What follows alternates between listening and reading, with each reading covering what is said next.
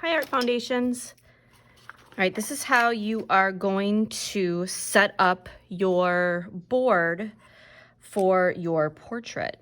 And the grid that we put on your board corresponds with the transparency grid that is going to go over the photograph, the 4x6 photograph that you are going to use as your reference. So these boxes are a 1/2 inch. The boxes on here are going to be a full inch. This is 9 by 12.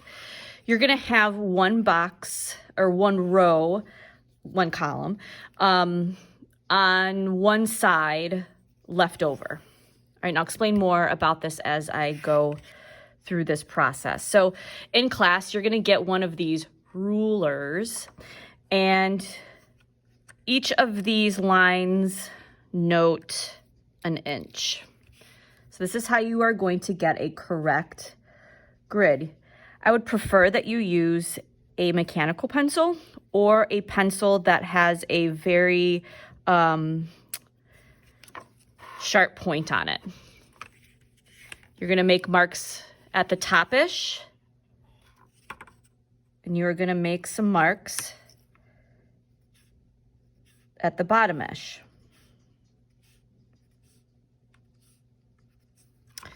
You are then going to connect those lines carefully.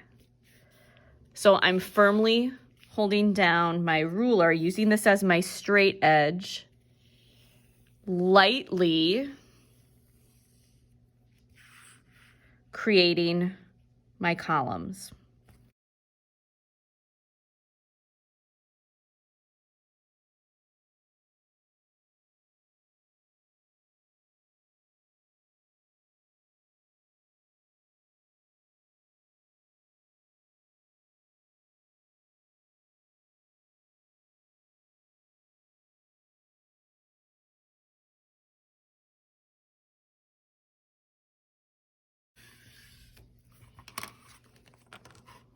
All right, now if I did this correctly, each column, wherever I check, should be 1 inch.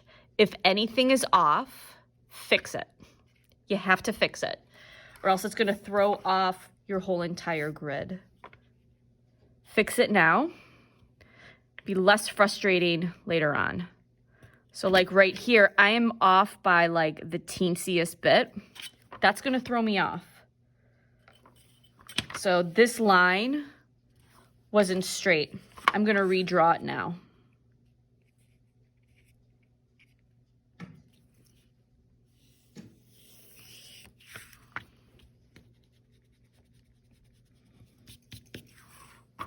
All right. I'm actually gonna take up some of this graphite. All right, now I'm going to do the same thing, going the long way. Make a mark, make a mark.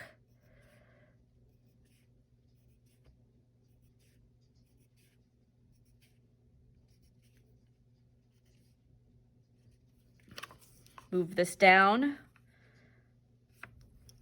Try not to get your marks confused with the other ones that you made for your columns.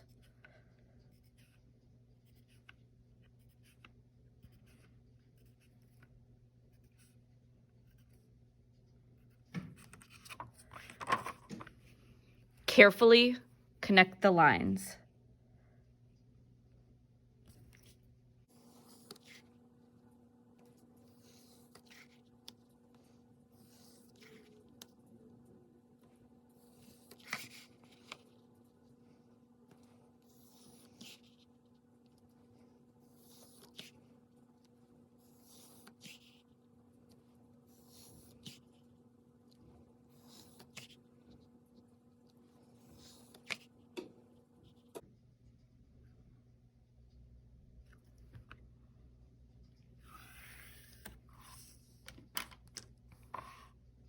All right, so what I'm going to do now is go through and check to make sure that my boxes are 1 inch by 1 inch. Just do like a random check. If something is off, fix it. Gotta fix it now. And then I'm also going to use an eraser to take away some of the dark graphite lines that I made. Maybe some of these little dots right here.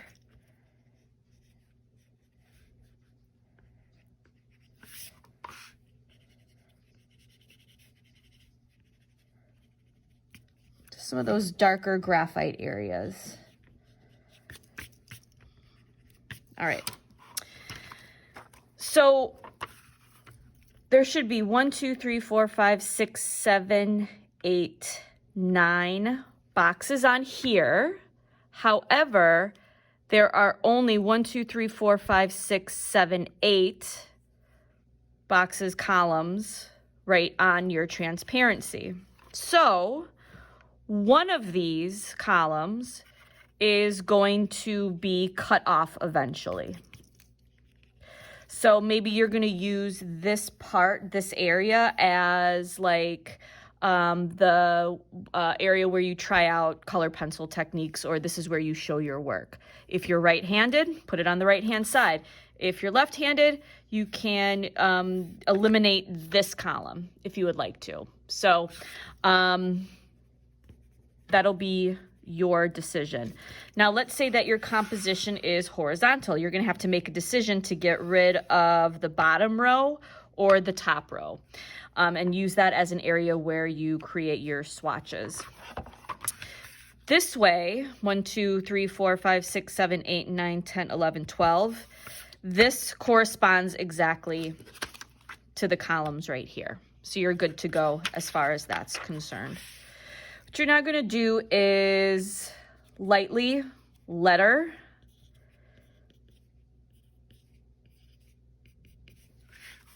your columns, number your rows. We didn't do this on our magazine composition because that was small. This is a little bit more complex. So, and I just messed this up because I started with this box when it should be up here. So 1, 2, 3, 4, 5, 6, 7, 8, 9, 10, 11, and 12. All right, so when you're working on this and you are just focusing in on, let's say, this part, you can always refer to 7C, and that's what you'll be drawing in 7C. So it's just kind of like a cross-reference as far as areas of your composition.